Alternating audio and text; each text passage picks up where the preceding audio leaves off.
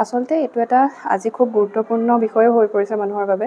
stress free লাইফষ্টাইলৰ কাৰণে আমি বহুতখিনি সেমিনাৰ ইত্যাদিও আজি আমি এটেণ্ড কৰোঁ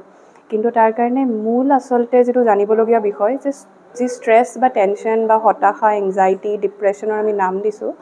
ইয়াৰ উৎপত্তি স্থলটো আমি জানিব লাগিব সাইকোলজিষ্টসকলে আমাক কয় যে আচলতে এটা দিনত আপোনালোকেও জানি আচৰিত হ'ব এটা দিনত 24 ঘণ্টিয়া এই কালছোৱাত আমি আমাৰ মনটোৱে প্ৰায় 40ৰ পৰা 50,000 সংকল্পৰ উৎপন্ন কৰে তাৰমানে ভাবকচোন সেই মনটো এটা ডাষ্টবিন নিচিনা হৈ পৰা নাই জানো কিমান বেছি ট্ৰেফিক এই মনটোৰ ভিতৰত আৰু তাৰে ভিতৰত সাইকোলজিষ্টসকলে তেওঁলোকৰ গৱেষণাৰ আধাৰত এষাৰ কথাও কয় যে সেই 40-50,000 সংকল্পৰ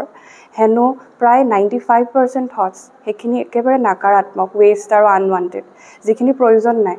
আপোনালোকে যদি অকণমান চেক কৰি চাই অনুভৱ কৰিব যে ম্যাক্সিমাম আমি হয়তো ক'ত ৰমন কৰি আছো আমাৰ পাষ্ট আমাৰ ভূতকালত হৈ যোৱা কিবা এটা বস্তু লৈ আমি খুব চিন্তিত নতুবা ভৱিষ্যত লৈ পেলাই চিন্তিত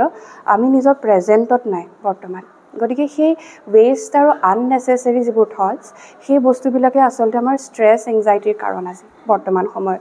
আৰু এই প্ৰজাপিতা ব্ৰহ্মাকুমাৰী ঈশ্বৰ বিশ্ববিদ্যালয়ত আমি যি ৰাজযোগৰ শিক্ষা গ্ৰহণ কৰোঁ ইয়াৰ মূল আচলতে কেন্দ্ৰবিন্দুৱে হৈছে কন্ট্ৰলিং থট পাৱাৰ থটস বা সংকল্প শক্তিকে ইয়াত মূল অস্ত্ৰ হিচাপে আমি ব্যৱহাৰ কৰোঁ আৰু সংকল্প শক্তিক কেনেদৰে আমি সেই নকাৰাত্মকৰ পৰা সকাৰাত্মক দিশে আনিব পাৰোঁ সেই সুন্দৰ বিদ্যাটো আমাক ইয়াত শিকোৱা হয় আৰু যিমানে আমি পজিটিভ থিংকিঙৰ ফালে আমি আগবাঢ়ি যাওঁ সিমানে অটোমেটিক্যালি স্লোলি আমাৰ থটসবিলাক স্লো ডাউন হয় সংকল্পৰ গতিবেগ কমি আহে আৰু তেতিয়া তাৰ সংখ্যা কমি আহে তাৰমানে ডাষ্টবিনটোৰ পৰা সেই আনৱান্টেডবিলাক আঁতৰে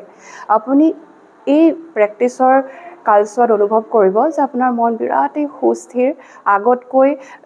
আপোনাৰ ধৈৰ্য বাঢ়িছে আপোনাৰ যিকোনো এজন ব্যক্তি গ্ৰহণ কৰিব পৰা ক্ষমতা বাঢ়ে বিভিন্নটা কৌশল আমি ৰাজযোগৰ শিক্ষাৰ দ্বাৰা আমি আহৰণ কৰোঁ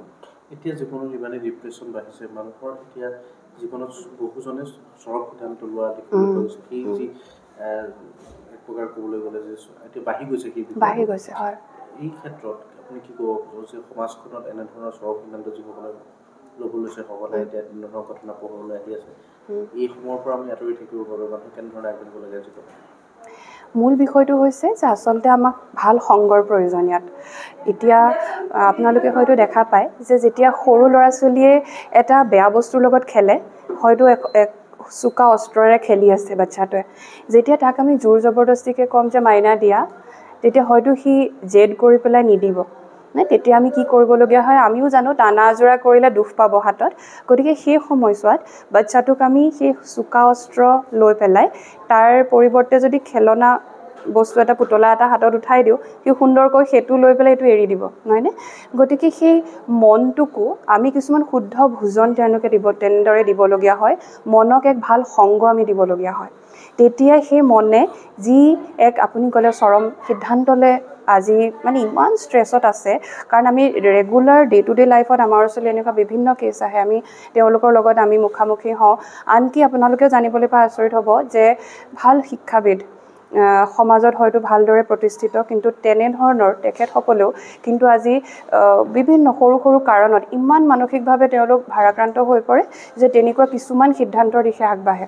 কেতিয়াবা মোলৈ হোৱাটছআপত তেনেকুৱা ধৰণৰ কিছুমান মেছেজ তেখেতসকল কিন্তু যথেষ্ট বিৰাট মানে সামাজিকভাৱে আগবঢ়া ব্যক্তি কিন্তু আজি মানসিকভাৱে ভাৰাক্ৰান্ত তেওঁলোককো আমি এইটো সাজেশনে দিওঁ যে এটা ভাল সংগ আৰু ইয়াত যে আমি জ্ঞান লাভ কৰোঁ এই জ্ঞান আমাৰ বাবে এক সংগ আচলতে